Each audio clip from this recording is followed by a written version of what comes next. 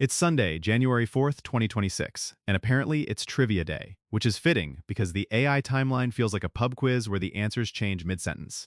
This is CoeCast. I'm Hunter. And I'm Riley. Also, it's National Spaghetti Day, which is, honestly, the perfect metaphor for video workflows right now. Everything is noodles. Facts. And quick heads up, this episode is fully machine collabed end-to-end. Scripts, assembly, the whole thing. If it gets a little weird, that's not a bug, it's documentation. We left the fingerprints in on purpose. Okay, Hunter, Sora 2. My feed is literally just look at the physics, and this is cinema, and then, 2 posts later, why does the logo melt? Yep. The big story is Sora 2 demos surging on X. People are showing noticeably better physics, lighting, and longer scene coherence than Sora V1. It's like the world finally has weight. Water pours like water, shadows don't panic every frame. Hold up. Give me your looks real until it doesn't tell. Because I swear, even when it's gorgeous, there's always one frame where the universe forgets the assignment. For me, it's brand objects. Anything with a known geometry, product edges, printed packaging, and especially logos. The scene can be cinematic, camera moves are smooth, lighting is legit, and then the logo does a tiny morph like it's breathing. Yes, the respiring logo. It's like the brand mark is alive and nervous. I also still catch it in hands, but less in the classic spaghetti fingers way and more like finger intent is off. Like the hand is doing an interpretive dance of holding a bottle. Exactly. The physics got better, but object permanence for marketing is still the boss level. And marketers are eyeing Sora 2 for fast cinematic product spots and UGC-style variants, which is where that breaks first. Okay, but if Sora 2 can crank cinematic UGC in minutes, how do we stop marketing teams from A/B testing their brand into bland gray paste? Because that's my fear. Infinite variance means infinite mediocrity. Yeah, automation can scale taste or scale sameness. If your input is make me 5 versions, you'll get 5 versions of the same safe ad. The move is to A/B test a point of view, not just a hook. Say more.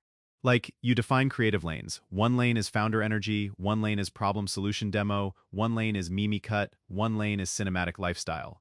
Then you iterate inside lanes instead of blending lanes until everything becomes corporate oatmeal. Corporate oatmeal is disgusting. I'm stealing that. Also, lane thinking is so real because right now people treat generators like slot machines. Pull lever, get clip. But the winners are the teams with a style guide for prompts, like a real one. Totally.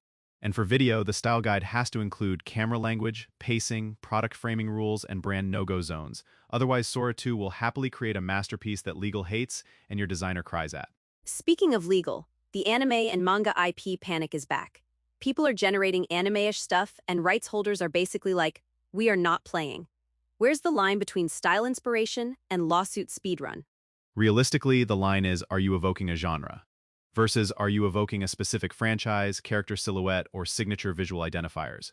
The risk spikes when your prompt or output points to a recognizable property. So anime vibe is different from that one studio's exact vibe with the soot sprites and the specific color palette and the child protagonist with the exact haircut. Right, and if you're a brand, you should assume, if a normal person can say, oh, that's basically X, you're in the danger zone. Even if you're technically not copying frames, you're flirting with confusion, and that's where headaches start. Also, platforms are getting stricter. Even if you're like, it's fan art, ad accounts do not care. They will nuke you over vibes. Yep. Now, second story, Seedance 1.5 Pro from ByteDance.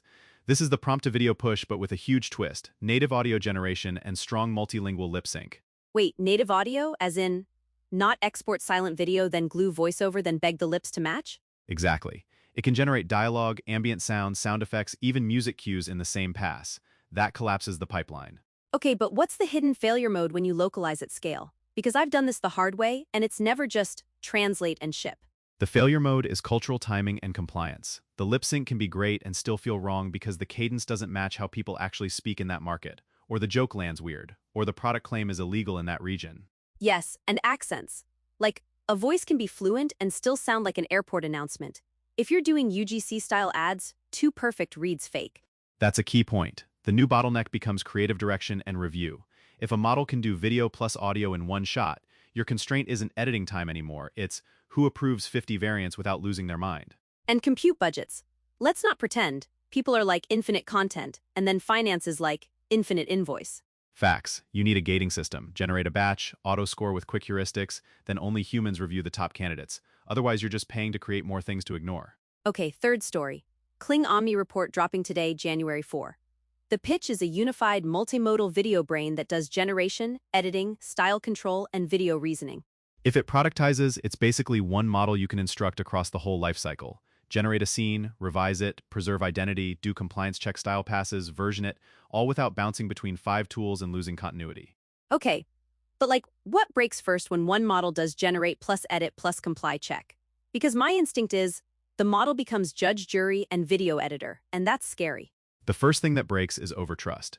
If the same model that generated the risky thing is also checking the risky thing, you get a single point of failure. You still want deterministic checks and a separate review layer. Thank you. Because a model can be like, yep, compliant, and then you realize it put a competitor's logo in the background like an evil Easter egg. Exactly. Unified models reduce workflow friction, but they also increase blast radius when they're wrong. So you design systems, model generates, separate tools verify, humans approve when stakes are high. Can we talk practical ceiling on coherence? Everyone's drooling over longer scenes. But what's the point where continuity still collapses? Faces, logos, product labels. The ceiling is still until you require exact repeatability. The moment you need the same product, same label, same mascot, same face across many shots, you're in reference control territory. Without strong identity locks, long clips will drift eventually. So for creators, this means use long coherence for vibe scenes, transitions, establishing shots. But for here's the product, here's the price, you keep it short or you comp it. That's the play. Use AI video like a cinematography assistant, not like a final exporter for regulated product truth. Okay, quick ecosystem pulse. What else has been happening that connects to this? Because it feels like everything is converging on machines that can do the whole stack. Totally. The last week has been a lot of automation primitives getting real.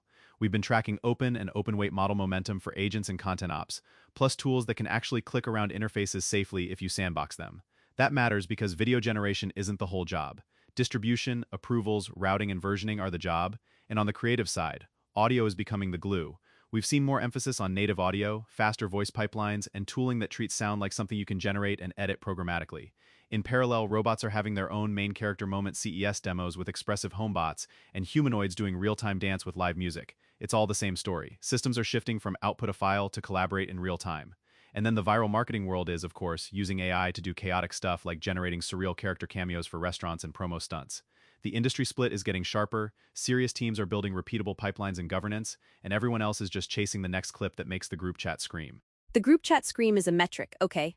It is, but it's not a KPI. All right, open source reality check. What OpenStack is closest to a Sora-ish workflow today, and what's the painful gap nobody admits? Closest open-ish workflow is open video models for generation, separate upscalers, separate lip sync, separate voice, separate music, then you orchestrate it in something like N8N with storage and review steps. The painful gap is control and consistency. Getting the same character and product to behave across edits without building a mini engineering team is still hard. And that's why closed models keep winning for teams that just need it to work. But then you're locked in, pricing can change, rules can change, and suddenly your content engine is a rental car. Exactly. Snarky but true checklist for closed versus open. If you need speed today and you can live with constraints, use closed. If you need control, privacy, and repeatability, you'll end up with open or self-hosted pieces, but be honest about the ops cost. And if you're a solo creator? Use the closed tools for output and spend your energy on a repeatable process. Prompt templates, brand rules, review habits. The system is the advantage, not the model. I'm going to land this plane with a meme caption. Sora 2 physics demos are like, this looks real, then the hands show up like, I'm the final boss. Accurate. All right, y'all, that's it for today's CoeCast Trivia Day edition. Go ruin a friend's dinner with a fact about diffusion models. And celebrate National Spaghetti Day by untangling your creative pipeline noodles. Thanks for listening. Subscribe so you don't miss the next one. And go check out coe.com/resources for AI news and updates. Catch you next time.